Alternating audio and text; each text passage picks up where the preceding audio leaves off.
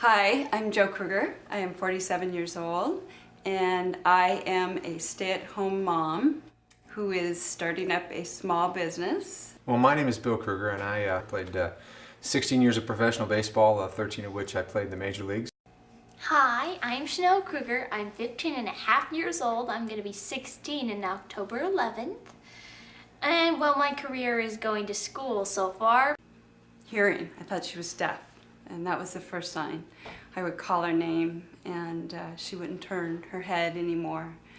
And so of course I went to the doctor and said, you know, she's not listening to me anymore. By 20 months, it seemed to be getting worse. I went back, and from 20 months to 36 months was a long journey. It seemed like it took forever to get a diagnosis of autism. Yeah, we saw these great milestones that Chanel had reached, you know, up until that point. I mean, she was just racing along. Of course, it was our first child, so we had nothing to compare it to, but lots of language, couldn't get enough books in front of her, playing appropriately, sleeping through the night, eating appropriately, all the things that you would hope your child would be, and that's what she was. And then things changed. I would say by 5 we started getting some words. So that's 4 days a week in a little office. Yeah. Doing the exact same thing every single day. We knew, I told him she had a voice. It's in there. We just got to get it out. We've got to get this voice out. And it was about 4.5, I think. She screamed, "Let go." And then we all cried because it was, you know, a good year of at least trying to get something out of her. And she just screamed, "Let go." And from then on, it wasn't just rambling talking. We now have a voice.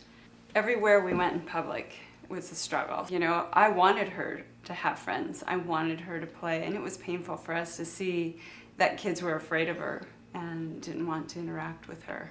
I just wanted her to have friends, like, you know, any mom would want. So it was hard. Yes, I was very, very young during the time, though I don't remember much, but I do remember kind of just being almost solitary through my life, not talking so much. I remember a lot of thoughts going through my mind and why I was so different from most of the kids, because the one thing I remember was going to a playground and I was always on the outside, walking on the outside, knowing I couldn't be with one of them because I didn't know how to interact with them or play.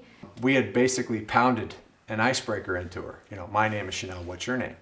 And so she had it, and so we'd take it to the park. So we would get there and there would be 2 or 3 kids and Chanel would come up and, "Here you go," and she'd say, "My name is Chanel, what's your name?" And then they would say her name, and then she would recite something from Aladdin. You know, and then they'd look at her and then off she ran. So, I mean, that's where things start. And so that tells you how far it has to go. Many more families are more than one child. Many more families are two parent working families that are suffering because the financial burden is a crusher. Not just the emotional part, but the financial part. So it's not fair that they don't have that equal chance to have their child get those early interventions and get all those things to fall into place for them. So we need to be very aware of that, and it's breaking down the family. And divorce rates are skyrocketing in families with autism. So when they do become adolescents, a lot changes in their lives, and the schools don't know what to do with them. They do the best they can, but a lot of parents pull them out and start homeschooling them then. So we would like to create a school that would give them the opportunity to finish their schooling up to 21, and then take them from there and say, where do we need to place them now? And the families then can rest. Even families that have 5-year-olds are asking this question because it's on their minds. They don't even sleep. They're so worried about him. The grandparents are worried about him. The siblings are worried. You know, will my life be taken away because I'm going to have to take care of my brother or my sister? We want to take that pressure off. We felt like nobody was saying the word, and nobody really was back when she was diagnosed. There were no articles in the paper. There was nothing out there. Nobody was sharing their story. I think people were ashamed. I think mental illness was definitely something that was a hush-hush, and nobody wanted to share that. We had so much time. There's times when I feel guilty that she's gotten so much better and some kids don't, you know. But we do know they get better. They do get better with time, and you know, I wish I had someone to tell me that. If I could just say anything, is that, you know, give it time. They will grow into the person that they're meant to be. I'm here because I want people to know that there's a lot of hope. There's so much hope out there, and these kids will have a life.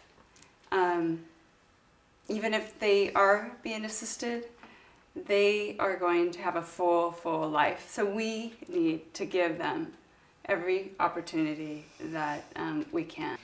I am not ashamed of myself, and I believe that autism does not define who I am, but it helped me made who I am today. And of hearing my story through my parents, of me overcoming something that is rarely done, is really tells me something, that there may be a purpose of why I recovered.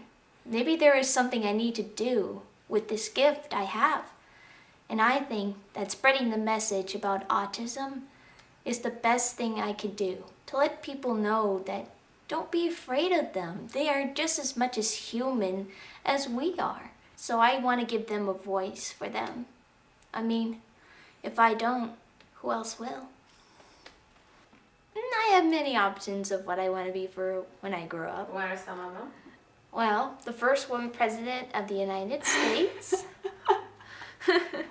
And maybe the lawyer for disabled children or adults or families with special needs family members.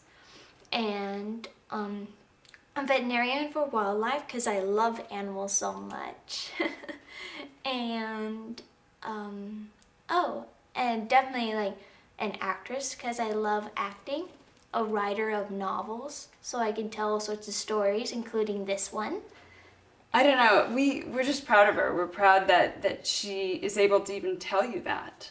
We didn't think that would happen.